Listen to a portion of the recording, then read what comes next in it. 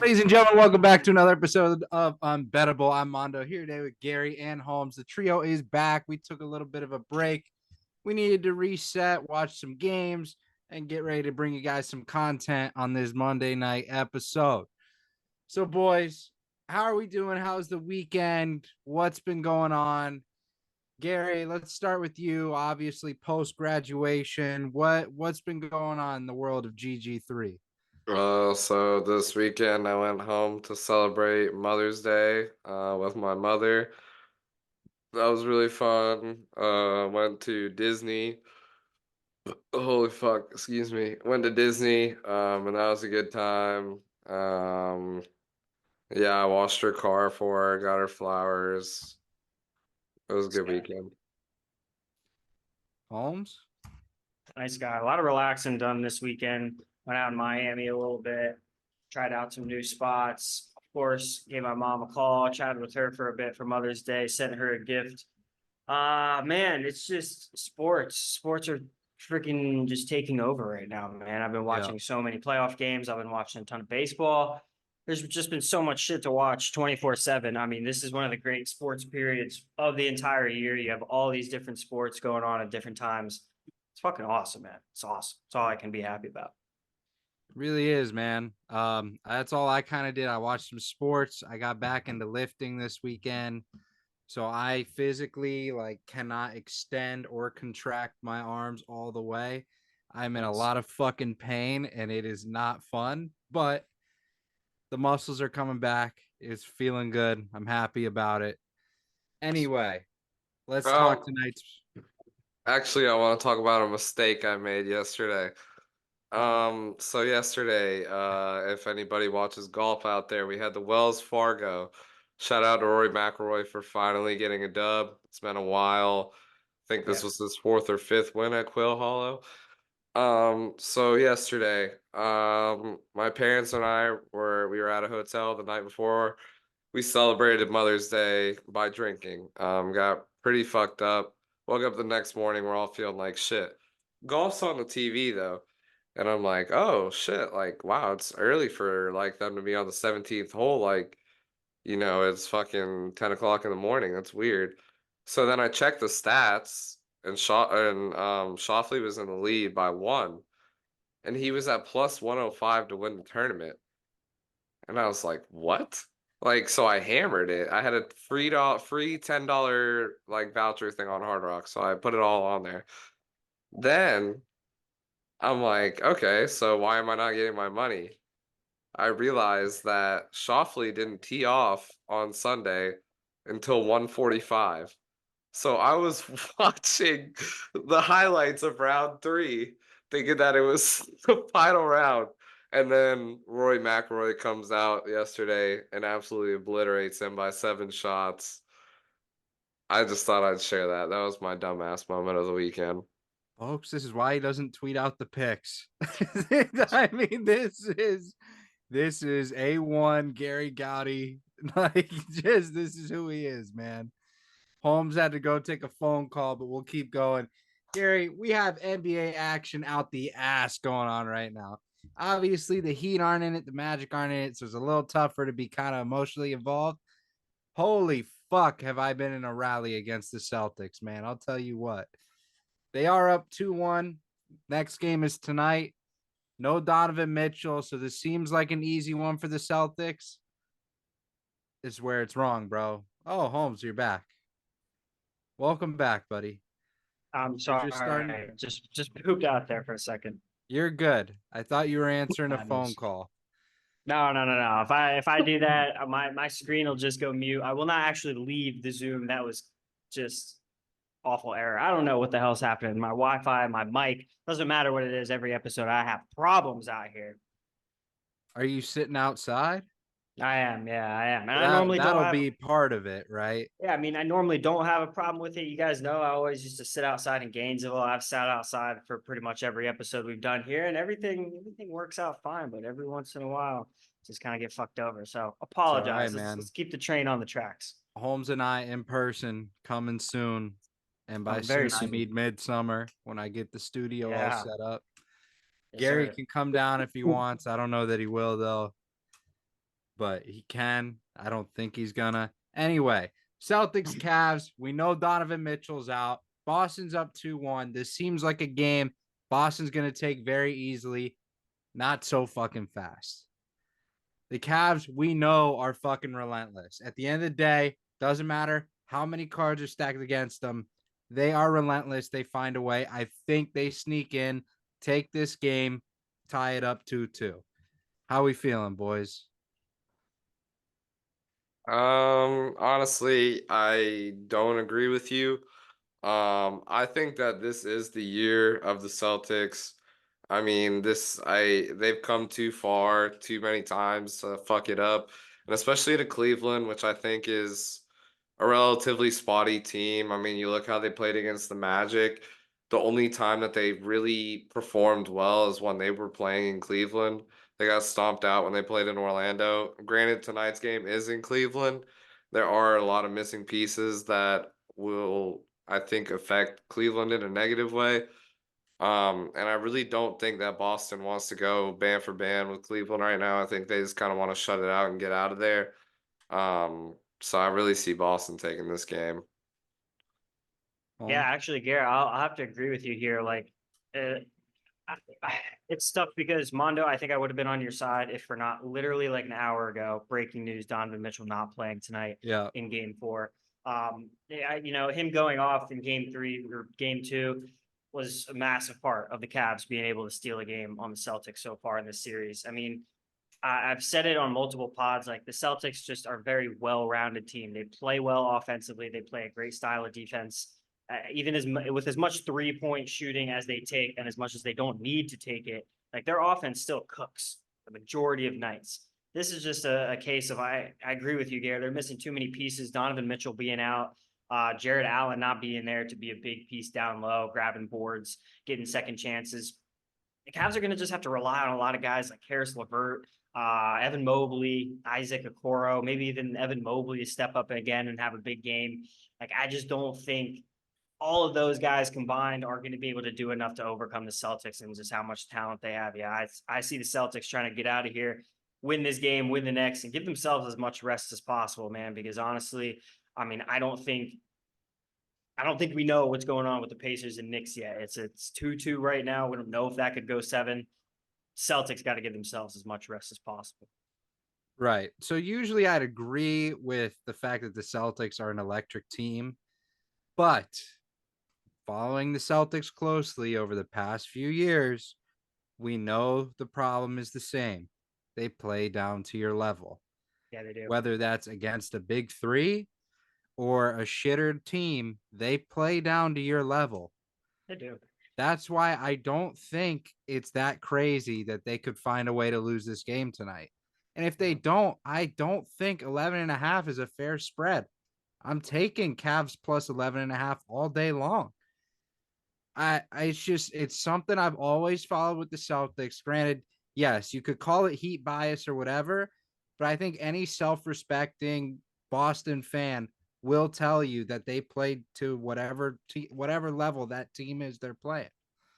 I think that's just the way it's always been. And it's the hump that Tatum and Brown can never seem to get over. So that's why I'm like, hey man, even if they don't win, plus 11.5 should still be your lock of the night, right? I mean, that makes too much sense. And it is what it is, but I think it's a closer to a 50-50 game than people give it credit for. And then we have a true 50-50 game in the other game of the night. That's Thunder Mavs. And this series has been actually pretty incredible. I mean, Dallas is up 2-1. We know the Thunder, absolutely unreal team, young. SGA got screwed for MVP, kind of, not really, but maybe, but that's okay. We can talk about that too if you guys want. I know we didn't have an episode at that point, but this is a fucking hell of a series. So I wanted to hear what you guys thought about it before I gave my takes on it. I mean, for me, this has been great. I've thoroughly enjoyed it so far. These are two. Is my mic working? Is my mic working? Is it Yeah. working? It's working. It's working. Oh, you guys are crazy.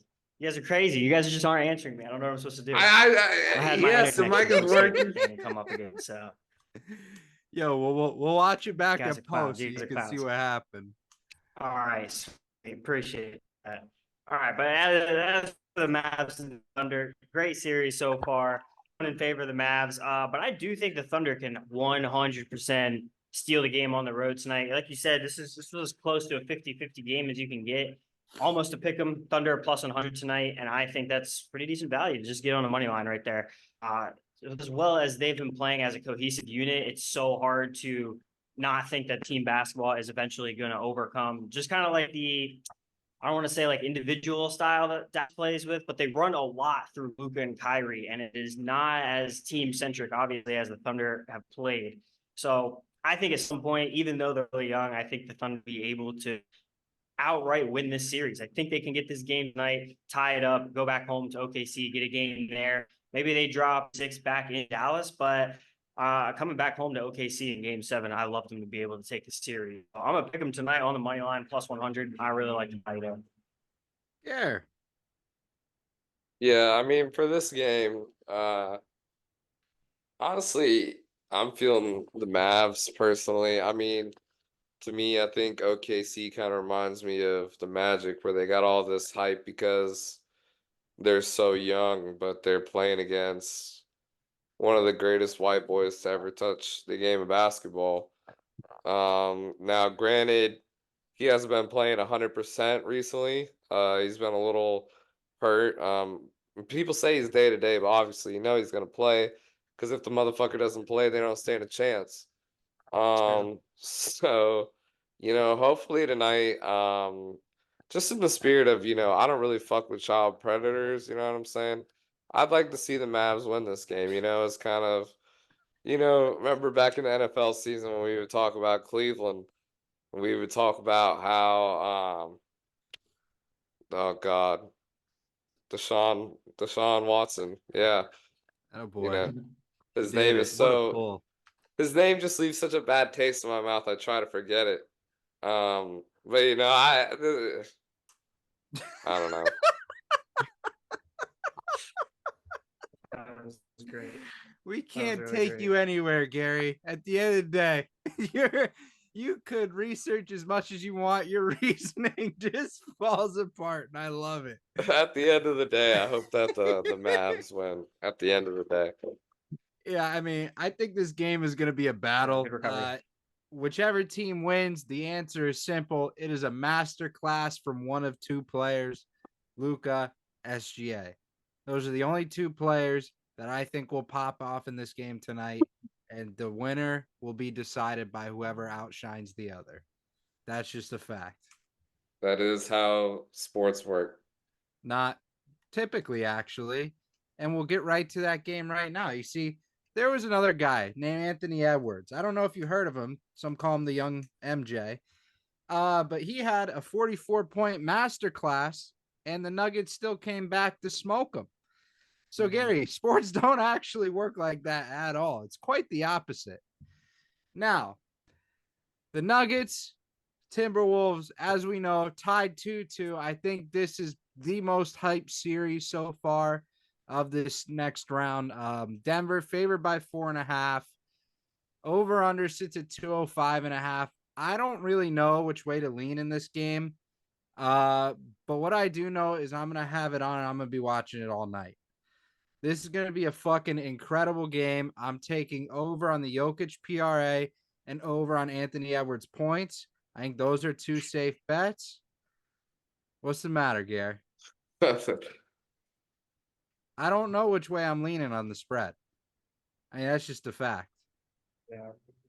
I Oh, just feel like saying they got smoked is disrespectful. They didn't get smoked. They lost by 8 points. I don't think you watched the game. It was 115 to 107. Yeah, I saw that they went on like a what was it? Or no, this was that the Knicks game. It was like a 38-9. I think that was the Knicks game I'm thinking of. Yeah, What that was the definitely game was in the one of the fourth Pacers. quarter? They went on a 38-9 run and the coach just refused to call a timeout. What the fuck? What are you talking about? I'll figure it out. Just hold on. Absolutely wild. Anyway, Holmes, what are your thoughts on this game? I mean, honestly, I kind of lean toward the Nuggets here just because they're back at home, and I know they lost the two home games to open up this series to the Timberwolves, but this series has just swung dramatically, I think, in both sides. I mean, the Timberwolves steal both games in Denver, first two games, and you're like, holy shit, like, are they actually going to be the team to like dethrone the Nuggets? Like, we haven't seen the Nuggets play this bad at home in at least 2 years. So it was crazy to see that Minnesota had this 2-0 lead right off the bat from again a very young, inexperienced team in the playoffs. But then Denver goes to Minnesota. They beat up on the Timberwolves, take two games, and it's almost like they've flipped a switch. Like, oh shit, we remember how to play basketball now. We are the defending champs for a reason. And they kind of turned it on a little bit. Now it worries me a little bit for the Timberwolves. Like I just said, with the lack of experience they have, I think a more experienced team gets crushed in those two games at home, puts up a really good fight on the road, maybe even steals that game on the road too. But Mhm. I think the Nuggets could end up beating down the Timbs at home. And I hate to say that because I love the way the Timberwolves have been playing. Their energy is infectious. I mean, and is in himself is just so much fun to watch in these games because he's so dominant. And like you said, just like the young MJ, like he's doing stuff out there that literally reminds you of Mhm. Michael Jordan, what he used to do. So it's he's just a really exciting player to watch. But Denver, kind of similar to the way the Thunder play, they play extremely good team basketball. I can say the same for the Timbs too, but the Denver Nuggets have been doing it at such a high level for such a long time now, and have a championship to prove it. Like it's really tough for me to lean anywhere other than Nuggets, especially being at home. Thank you, Holmes. All right, NBA analyst Gary Gowdy, tell us your insights on this glorious game tonight. I'm sorry I gave everybody a stroke earlier with the stat that I said. It was just something I saw on Twitter today. I just can't remember which game it was pertaining to, so I apologize for that. It's all good. But yeah, no, this is actually one series that I have been watching just because watching Jokic is funny as fuck to me, just the way he kind of moves. And like it's just funny because he just kind of like lollygags around the court and then just will randomly like pull up from the logo and bang that bitch. But then on the other side of the ball, just like everybody was talking about with Anthony Edwards, I mean, he's a fucking freak, bro. Like he gets on the court and turns his brain into basketball mode, and that's all. Like it's just he like sees red the entire time he's playing. Like he will do anything it takes to win, which makes him so exciting. And it's so exciting to just think about the fact of how much longer he has in store with his career. Um, but if I had to take a stab on who I think is going to win tonight. I think going back to Colorado, obviously Denver is going to have the home team advantage there. And then this is also one of those series where I think Jokic is kind of might be getting a little tired of the shit. Kind of just wants to close it out as quick as he can. So I would take Denver in this game. Okay. We'll send it right over to you. Knicks Pacers. What are your thoughts there? Knicks Pacers. Yeah, so Knicks Pacers. Uh, Gary, I got you. I'll lead you off on this one. You gather your thoughts for a quick second. Knicks Pacers, dude. This series, like, this is weird as hell, honestly, watching this series because these are just both two teams that we're not ever used to watching in the postseason. Mm-mm. Knicks get as far as usually the first round and blow it if they even make the playoffs. And the Pacers haven't been in the That's true. playoffs since pretty much the Paul George era. That's been a long time since then. So this is just so weird to watch these two teams going at it. I mean, the first series, the Knicks pretty close games on some controversial calls. We won't really get kind of stole those first two games, man. And then the Pacers come back home and they beat fucking breaks off the Knicks, like in both games. So I'm like, dude, the Pacers are kind of showing up here. I'm starting to get tired at this point. Bro, the starters play every down on the bench and like had some rest. It's actually ridiculous. So I'm wondering if the fatigue is going to catch up to them. I think the Pacers can keep it rolling. They have a decent team, man. Like they're playing good team basketball. I've said it all night long, but they're a good ass team. I like them 2.5, even in the Garden. I think they can win that game outright. Might even sprinkle on the plus 120. Yeah, I'm looking at this game more towards the future. I want the Knicks to win. I want the Knicks to win quick because I think they have the best matchup against the Celtics compared to the rest of these teams. So I'm really hoping the Knicks win just for the sake of I can't stand the fucking Celtics. So I'm gonna hammer the -2.5. I think Brunson has himself a hell of a game tonight. I could see him going for 35 plus. I wouldn't be surprised at all. Gary, you've had time to collect your thoughts here. Where are you leaning in this game? First of all, Mondo, I want you to check your phone so you can see the final price for the cruise that we thought was going to be $300 a person. Second of all, yeah, I think that Jalen Brunson is very exciting player to watch, and this is no bullshit. I do like watching him. And honestly, like I just can't really name a single player that plays for the Pacers, so I'm gonna take the Knicks here. Love that. I love that. Wow. That's so funny. That's certainly a price right there, Gare. Um yeah, sorry to like kind of stun everyone, but it's like $800 more than what I was expecting to pay. I mean, that's crazy. So for context, there was a cruise that we were expecting to be about $300 a person, and it's now about $1,000 per two people. So yeah. Yeah, that's crazy. Holmes, we're gonna turn it over to you for NHL while Gary and I deal with this. All right, man. We'll run through these 4 games. You guys give me your thoughts at the end when we're done running through this round of the playoffs. But NHL playoffs have been going pretty crazy this year, man. There's a lot of good hockey to be watched. There's just a lot of dominant ass teams this time of year, and it's been so much fun. The game that just got kicked off tonight, Hurricanes and Rangers, and holy shit, what a series this has been. Rangers are up 3-1, looking to close it out at home tonight. Igor Shesterkin, the goalie for the New York Rangers, has been phenomenal. This is the time of year when the NHL playoffs, if you have a hot goalie, you can absolutely ride that goalie all the way to the Stanley Cup final and win the cup. That we've seen it time and time again, like goalies dominate this time of year.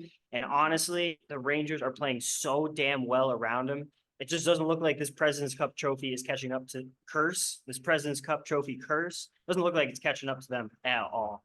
They are coming back on the Hurricanes every night when the Hurricanes are looking like they're going up 2-0, 3-0, 2-1, looking like they have the game in hand. And boy, the Rangers just come storming back every night. It's very, very impressive. I do think that they are going to be able to close it out tonight. They look like just one of the most unstoppable teams in the playoffs right now. It's going to be very hard to see a team dethroning them right now with the run that they're on. And then the late game that we have tonight, Dallas Stars, Colorado Avalanche.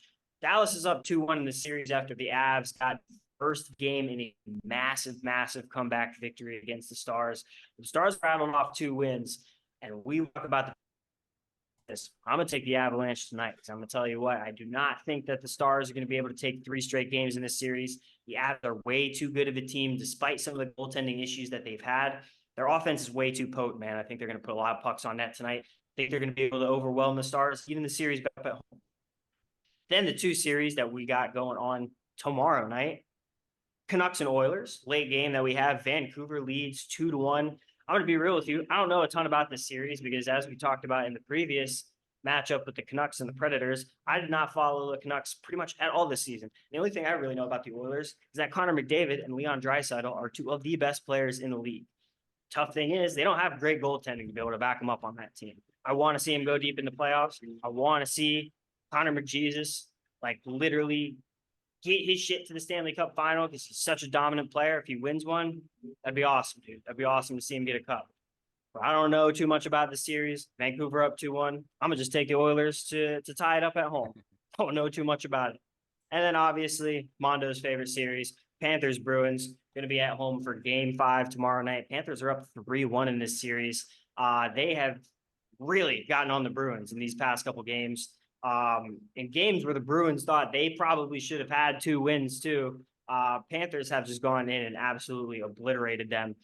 They've really taken advantage of Jeremy Swayman. They've taken advantage of loose pucks, of penalties, of just all different types of shit. They are just, it seems like overwhelming the Bruins at this point. And I thought this was going to be a series that might be a little bit more even than it is now, but Panthers have a great chance to close it out in Sunrise tomorrow. If you guys have anything about the series, Mondo, we'll start with. Yeah, no, I definitely do have something to fucking say about the Panthers series.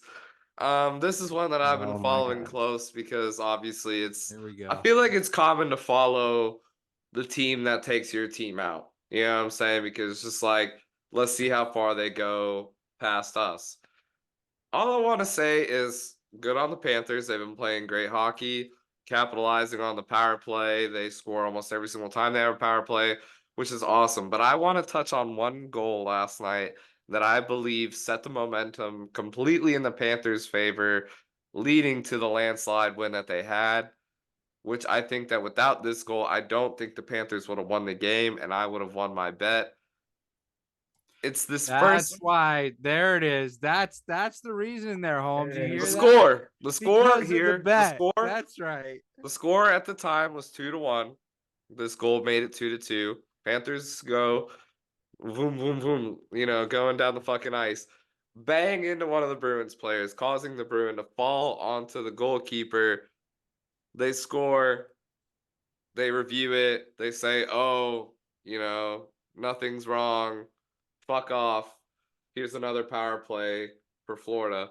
And then they go out and score again. I think that's bullshit, personally. Holmes, what do you think before Mondo gives his biased opinion?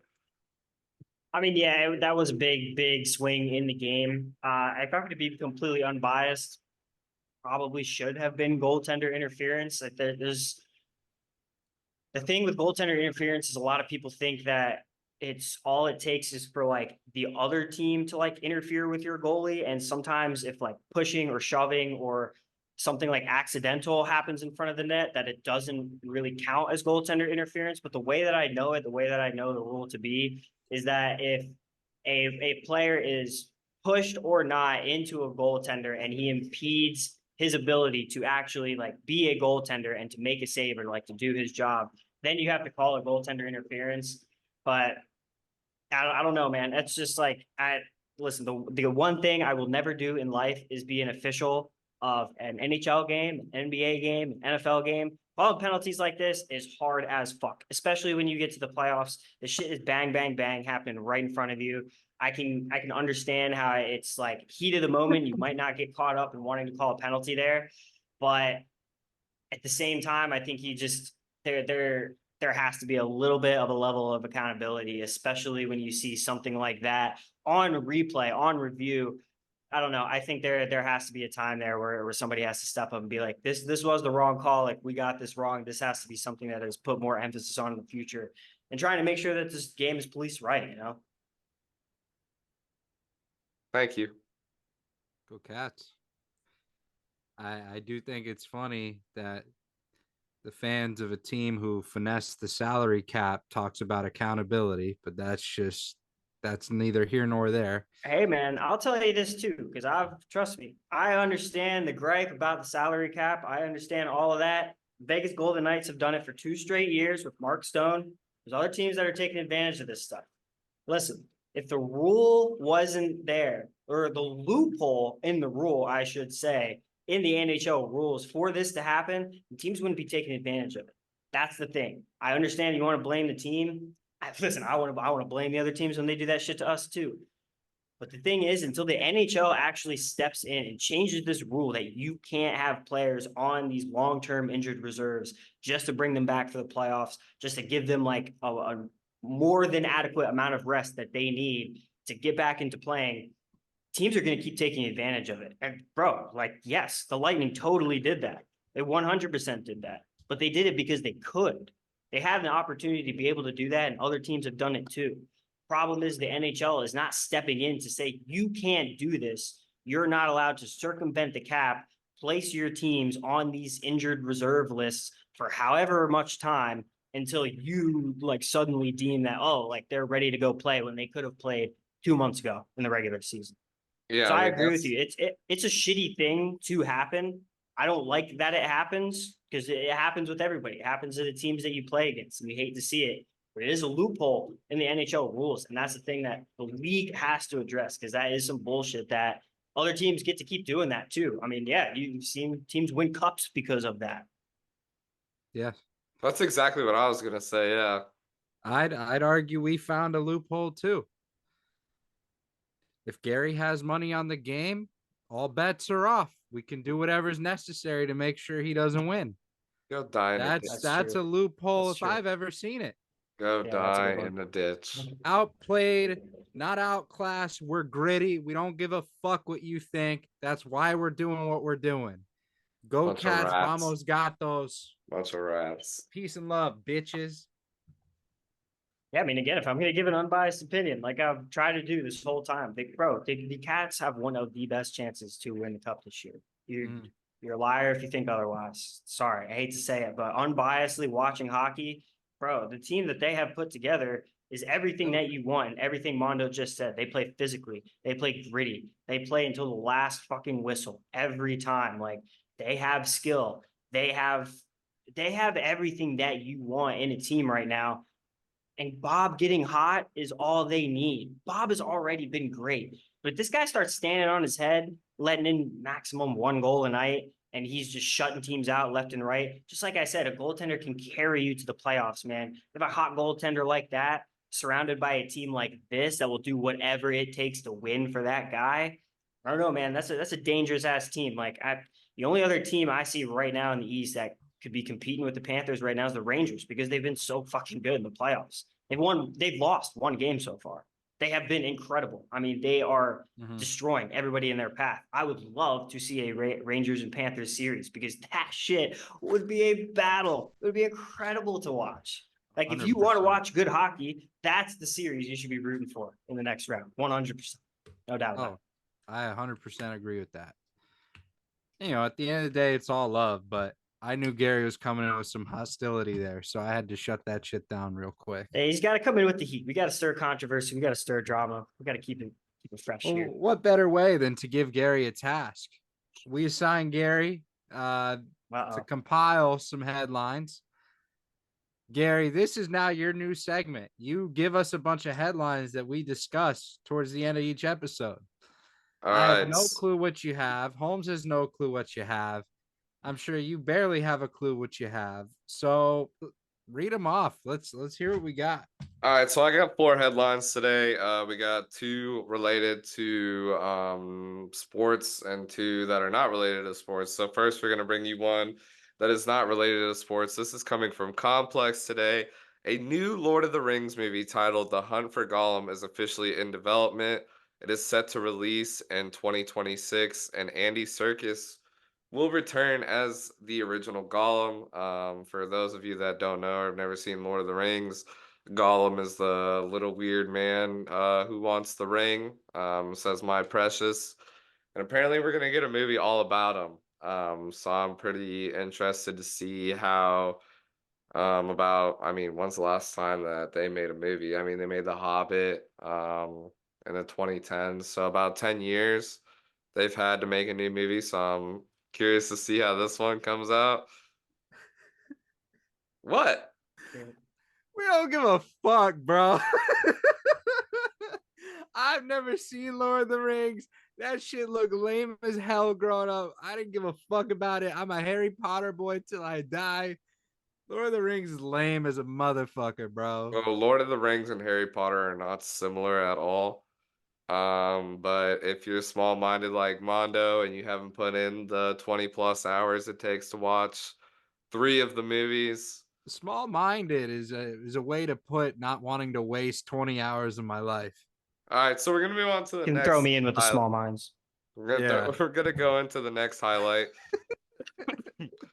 I'm I'm sure that we're really going to give a fuck about this one. This is coming from the world of sports. Breaking news today, Phoenix Mercury center Brittany Griner has sustained a toe fracture on her left foot and will be out and reevaluated in the coming weeks. Prayers up for Brittany Griner. I really hope that her toe heals perfectly. You know, you don't want a fucked up toe. That would suck. Because you're already ugly as shit. So if you have an ugly toe, that's gonna be really bad. You're dragging it out, bro. Holmes is so disappointed in you. We're gonna move on to our next. No, wait a minute. He didn't even get to air out his disappointment. This my face says it all, dude. I got nothing to say. I got nothing to say. Honestly. What I mean, that's just a 1-2 punch of horse shit you just gave us. We're gonna move on to our next headline today, coming from the NFL. Lions signing Jared Goff to a 4-year, $212 million extension. This puts him in, I believe, I want to say the top 3 or top 4 highest paid quarterbacks in the league now. That's a pretty big deal coming from the Lions, no bullshit. $212 million is a lot of money for this team. And it shows that they have a lot of faith in Jared Goff.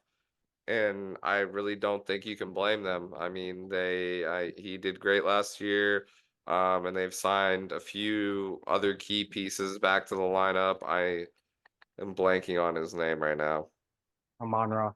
Yep. They signed him back for a pretty sizable amount. So I'm kind of curious to see what the Lions have in store for this year. My final headline. This one is not relating to the world of sports. It is relating to the world of pop culture. Recently, Meek Mill tweeted out a selfie of himself, with a sizable amount of what appears to be a white substance, between his eyeballs. People are capitalizing on this moment as a great time to compare this with his relationship with Diddy. And I really can't blame him. I think this is a prime Meek Mill image. If you know Meek Mill, you know he has some good images. We have this one now. We have the one where he's by the pool with the French fries in between his bare legs. We have him. That shit lives in my head rent free, bro. We have him falling off of an ATV. I mean, Meek Mill, man, he claims his gangbanger lifestyle, but when he goes on social media, bro, he just looks like the ultimate dork. So that was Gary's headlines. Wow, that was great. So Jared Goff definitely deserved every penny of that extension. I'm not gonna really talk about the other one. I don't want to turn up dead like Gary will, but yeah, Jared Goff deserved every penny. He was kind of cast aside by the Rams and didn't really feel like he was, part of the team. And he finally found his home in Detroit. He balled out. I think he fucking deserved every single penny he got. Yeah, I do too. Honestly, he's been a leader of that team now for a couple of years. You've seen how they've tried to build the offensive weapons around him, signing Amon-Ra to a big deal to keep him around for a while. You have Jahmyr Gibbs and Sam Laporta on rookie contracts, who are going to be great pieces for them going forward. I mean, it's an exciting team, man. Especially with Dan Campbell being the head coach. Like, Lions are turning into America's team real quick, and it's just so funny to see how Goff was initially cast aside, even after taking the Rams to a Super Bowl, and now gets to live out his career in a town that loves this guy and knows that he's going to absolutely do everything he can to ball out for them. Leader of the squad, he's going to be around for a while, and that's, I think, what you want to see out of this Lions team. They have a good one out there in Detroit. They're gonna be a good team for years to come, man. They keep building up that defensive side of the ball. Woo, they're gonna be a nice, well-rounded team in the near future for sure. Holmes, let's kick it off with you. Plays of the day. What are we looking at? Yes, sir. We have 4 players we're gonna today. I'm sorry, I've not been putting these on again. Like I said last, it has not stopped in an air conditioner. I have been cold as fuck. My plays have been horrible. My plays have been bad. I cannot, in good conscience, put plays out for you on the Twitter and have can't have them be losers, bro. So we're gonna go for in a real that these are winners tonight, not a long time. To start out, Shota Aga, over 5.5 Ks tonight, plus 125. Guy has been dealing, going back 5 stars at 8 Ks, 2 7K outings. Guy has looked phenomenal. 10K outing too. I just had the stats up in front of me and I lost him, but he's been dominant. So we're gonna ride Shota tonight plus money. We're also gonna take under 3.5 first 5 Cubs and Braves. So that's Shota on the hill. I mean, he's just been so damn dominant, even though I know he's facing the Braves lineup. Very, very good lineup, very potent offense. I think they're going to keep it fortunate in the first 5. So we're going to rock with that. Then to hockey, like I said, we're going to take the Avalanche on the money line against Dallas. I do not. Colorado is losing 3-0. They were 31 in the regular season this year. So we're going to get a win tonight, even up the series. And then OKC line, we're riding it for plus money. I got a fucking boost and Hard Rock for plus 135. Woo! You already know I'm jumping on that. I think the Thunder also in the series tonight. Give me SGA and the boys for the dub. Gary, plays of the day. Don't got any plays of the day, but I will be playing with myself. God, I fucking hate Jeez. you. Kyrie over 5.5 assists. SGA over 44.5 PRA. Also gonna do Jokic over PRA. That's not till tomorrow, but just kind of lining it up here. Luka over on points. Cutter Crawford, Boston pitcher, over 5 Ks. Barrios over 4.5 Ks against the Orioles. And I had a parlay put together earlier. It was going to be a banger, but Donovan Mitchell is out, so that kind of kills the parlay. So yeah, with that said, Gary's going to tweet all these picks out, and that's going to do it for today's episode. If you did enjoy, please make sure to like, subscribe, share with everyone you know. Peace.